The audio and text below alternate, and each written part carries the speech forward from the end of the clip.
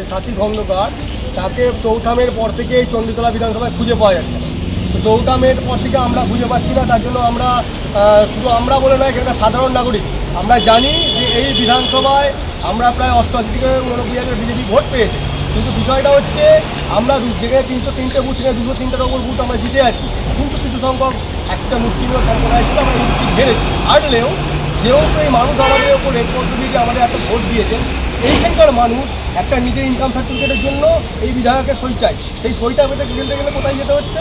শ্যাওড়াফুলি। কেন যেতে হবে? কেন এখানকার বিধায়ক এখানে আসবেন না কেন? আর শুধু এই শুধু সই না, একটা স্কলারশিপের সইয়ের জন্য এই বিধায়কের সইয়ের জন্য যেতে হচ্ছে শ্যাওড়াফুলি।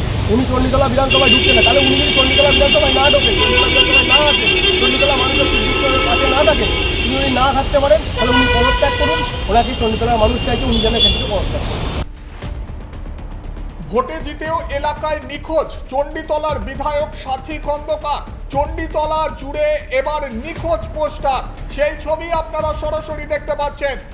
চণ্ডীতলা বিধানসভার জায়গায় জায়গায় নিখোঁজ পোস্টার, ব্যানার। বিধায়ক কোথায় প্রশ্ন তুলছেন এলাকার সাধারণ আমজনতা। এই মুহূর্তে সরাসরি আপনাদের সেই ছবি দেখাচ্ছি। 4 মে 2026 রাজ্যে পালাবদল হয়, বিজেপি সরকার ক্ষমতায় আসে। তৃণমূলের এই খারাপ সময়েতেও চণ্ডীতলা বিধানসভা নিজের দখলে রাখে ঘাসফুল শিবির। জয়লাভ করেন সাথী খন্দকার, কিন্তু ভোটে জেতার পর চণ্ডীতলা বিধানসভায় আসছেন না বিধায়ক, এমনটাই অভিযোগ করছেন অনেকে। আর এবার তার নিখোঁজ পোস্টার, ব্যানার পড়ল চণ্ডীতলার জায়গায় জায়গায়।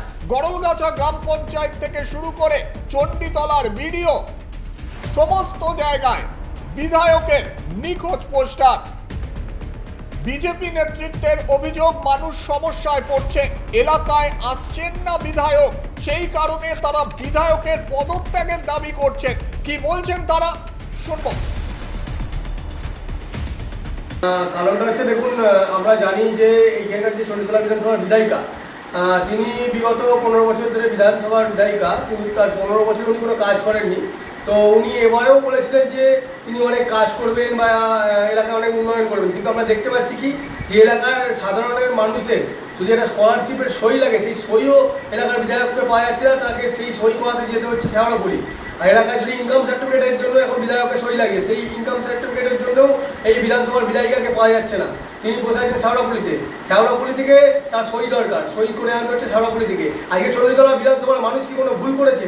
চণ্ডীতলা বিধানসভায় যেখানে আজকে 88,000 ভোট পেয়েছে বিজেপি, তাহলে আমাদের একটা দায়বদ্ধতা থাকে যে মানুষের কাজ করবার। তা আমাদের যিনি পরাজিত প্রার্থী দেবাশিস মুখার্জি, তিনি অলরেডি সমস্ত প্রশাসনিক কাজ বা যা কিছু কাজ মানুষের জন্য তিনি করছেন, কিন্তু দেখা যাচ্ছে কি, যে একটা সই তো তিনি পরাজিত, তিনি সই করতে পারেন না। সেই হিসাবে সইটা যখন বিধায়কের লাগছে যে কোনো কাজে, সেখানে বিধায়কের কোনো সই পাওয়া যাচ্ছে না, উল্টে বিধায়ক এই এলাকায় আসছেন না।